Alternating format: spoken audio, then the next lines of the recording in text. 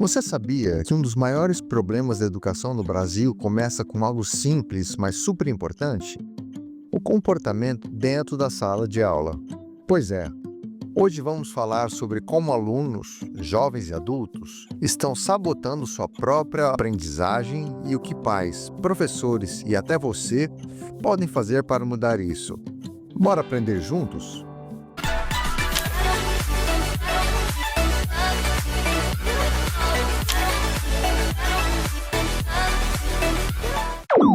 Fala, moçada! Estamos comentando sobre a terceira parte do livro Estimulando a Inteligência, o segundo volume da série do Professor Pierre, com estratégias para nos tornarmos mais inteligentes. Se você ainda não viu os vídeos das primeiras partes, recomendo que os assista para entender melhor os pontos principais que iremos abordar aqui. Nesses vídeos, discutimos quais são os sintomas e como fazer o diagnóstico de uma educação deficiente. Se, comparando com as lembranças que você tem da sua educação na juventude, você já reparou que seus filhos demoram para aprender, perdem interesse com facilidade pelos estudos, ou que não sabem ler, escrever ou calcular, tendo que recorrer sempre a um aparelho eletrônico para isso? Essa série é para você. Portanto, clique no primeiro link disponível na descrição para acompanhar e entender melhor. O professor Pierluigi Piazzi, no livro Estimulando a Inteligência, aponta 3 grandes causas para a doença do sistema escolar brasileiro. Os alunos não sabem se comportar durante as aulas, eles não sabem estudar e, o mais chocante, muitos não gostam de ler livros. Por mais que essas coisas, consideradas a sós, pareçam inofensivas, conforme vamos ver aqui, elas podem ter consequências devastadoras na formação dessa nova geração. Hoje, vamos focar na primeira causa, o comportamento dentro da sala. Já se perguntou como isso afeta o aprendizado? Então, vem comigo. Imagine uma sala de aula onde o professor passa mais tempo pedindo silêncio do que ensinando. Essa cena é muito comum em escolas brasileiras. E sabe qual é o principal motivo? Muitos alunos nunca aprenderam como se comportar em sala para aproveitar a aula realmente. Agora, pense em escolas que valorizam uma abordagem mais tradicional, com foco em disciplina e respeito mútuo. Nessas instituições, o ambiente favorece o aprendizado porque existe um equilíbrio. Os professores podem ensinar sem distrações e os alunos são incentivados a se dedicar de verdade às aulas. Um ótimo exemplo disso são os colégios militares. Nesses lugares, disciplina é ensinada como parte do crescimento pessoal, e não como uma imposição autoritária. Os alunos aprendem a valorizar o tempo na sala de aula, transformando as aulas em momentos realmente produtivos e interessantes. Eu mesmo posso dar meu testemunho sobre isso. Me graduei no Instituto Tecnológico de Aeronáutica e lá vi como a disciplina e a liberdade podem coexistir. Apesar das exigências rigorosas, a instituição respeitava nossa liberdade em diversos aspectos. E sabe o que mais? Quando as coisas ficavam difíceis, a turma se unia. Os bons alunos ajudavam os outros nos trabalhos e na preparação para as provas. Essa atmosfera de colaboração e respeito fez toda a diferença na nossa formação. Sabe aquele ditado? A educação começa em casa? Ele nunca foi tão relevante quanto nos dias de hoje. Muitas vezes, os professores enfrentam resistência não só dos alunos, mas também dos próprios pais, que não apoiam as medidas disciplinares tomadas na escola. Esse tipo de atitude gera uma desconexão que prejudica a formação dos alunos. Por exemplo, se uma criança comete uma falta disciplinar na escola e os pais ignoram, ou pior, contradizem as medidas tomadas pelos professores, ela aprende que não precisa respeitar limites. Esse tipo de atitude não só atrapalha o aprendizado, mas também prejudica o desenvolvimento emocional e social da criança. Mas há um ponto adicional. As crianças também precisam de momentos de autonomia. Permitir que elas explorem, enfrentem desafios e até falhem é crucial para o desenvolvimento de habilidades como noção de perigo e limites, essenciais para o equilíbrio emocional. Por exemplo, privar um bebê da luz em fases importantes do desenvolvimento pode levar à cegueira, mesmo que ele tenha olhos saudáveis. Isso nos mostra que superproteção pode ser tão prejudicial quanto a negligência. É no enfrentamento desses pequenos desafios, com supervisão cuidadosa, que a maturidade floresce.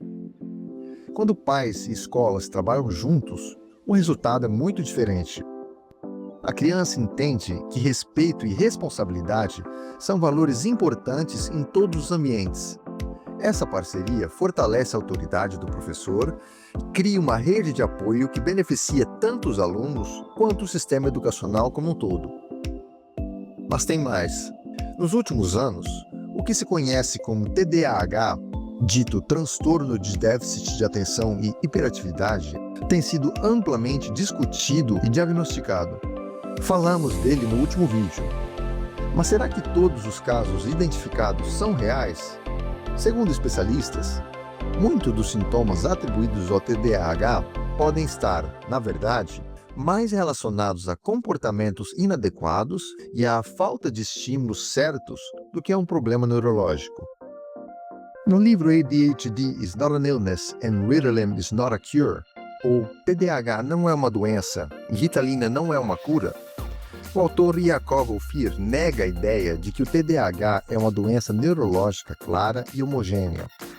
Ele explica que o diagnóstico frequentemente desconsidera fatores contextuais, como estilos de ensino rígidos, exposição excessiva às telas e a falta de atividades que estimulem a criatividade e a atenção. Para ele, o comportamento das crianças rotuladas como hiperativas ou desatentas pode ser melhor compreendido como uma resposta adaptativa a um ambiente que não respeita suas necessidades naturais de movimento, curiosidade e interação. Neste livro, o autor mostra evidências científicas maciças de centenas de artigos contra a eficácia e a segurança de medicamentos estimulantes e expõe dezenas de lacunas de validade no consenso biomédico. Em defesa de seus argumentos, o tratamento com Ritalina, de fato, não oferece uma cura efetiva para a doença. Ao invés, e esse é o depoimento de alguém que já precisou usar esse medicamento, esse uso dopa o paciente, privando-o dos processos de criatividade e iniciativa inerentes à infância e essenciais para o aprendizado e desenvolvimento.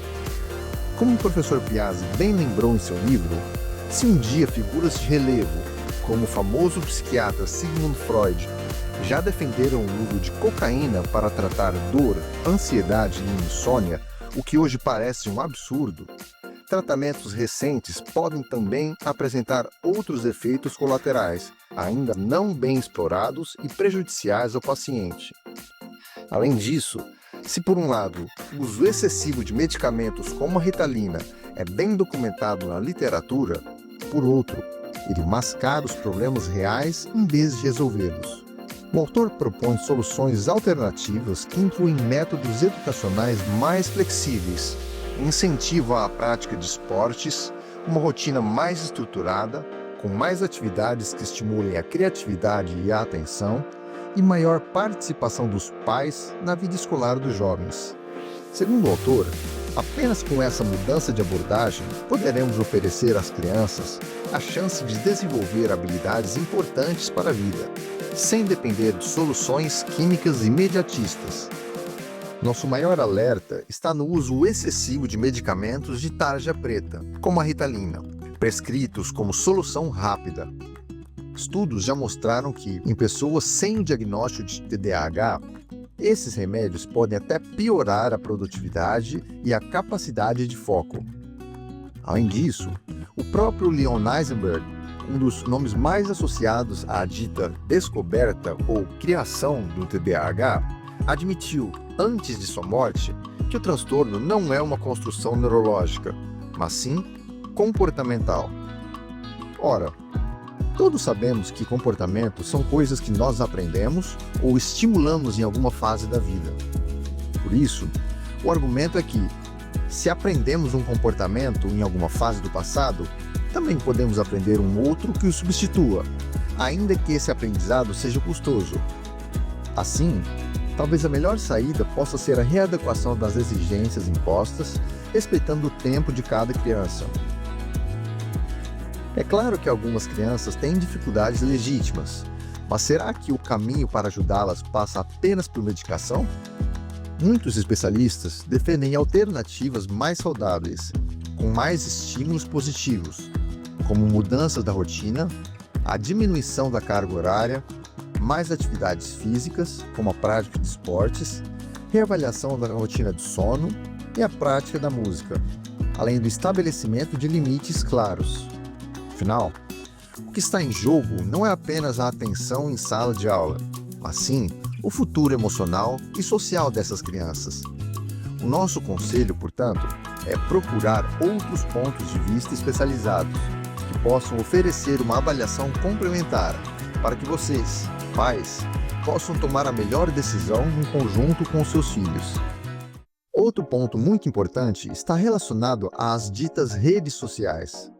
Elas são uma revolução em como nos conectamos e consumimos informações, mas também são um desafio enorme para a educação. Elas criaram um ambiente de estímulos rápidos e superficiais, que dificulta o desenvolvimento de habilidades como foco e pensamento crítico. Isso é especialmente preocupante entre os jovens, que passam horas rolando feeds infinitos, enquanto sua capacidade de concentração se enfraquece. Estudos mostram que o uso excessivo de redes sociais está diretamente relacionado a uma queda no desempenho escolar. Alunos acostumados com recompensas imediatas têm dificuldade em lidar com tarefas que exigem paciência e esforço prolongado, como ler um livro ou resolver problemas complexos. Isso afeta não apenas o aprendizado, mas também a saúde mental, com índices crescentes de ansiedade e depressão. Mas nem tudo está perdido. Com limites claros e uma abordagem equilibrada, é possível transformar as redes sociais em aliadas da educação. Incentivar o uso consciente da tecnologia e promover momentos offline são passos essenciais para ajudar os jovens a reconquistar o foco e desenvolver habilidades que realmente importam no mundo real. Então, resumindo, comportamento em sala, apoio dos pais e menos distrações são a chave para curar o nosso sistema educacional. E a mudança começa com pequenas atitudes no dia a dia. Se gostou desse conteúdo, deixe seu like e se inscreva para mais vídeos sobre educação e como transformar o futuro. Vamos juntos transformar a educação.